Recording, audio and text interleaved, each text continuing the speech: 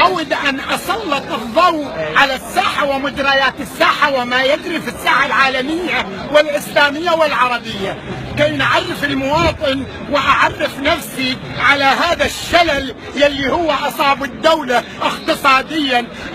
هذا الاضمحلال والتلاشي والغرق يلي هو صاب الدولة، على من ألقي مسؤوليته؟ هل ألقي مسؤوليته على قادتنا ضريرين البصر والبصيرة سياسيا، أم ألقي مسؤوليته على المنظرين الاقتصاديين؟ لا يوجد لدينا منظرين اقتصاديين يضاهون العالم.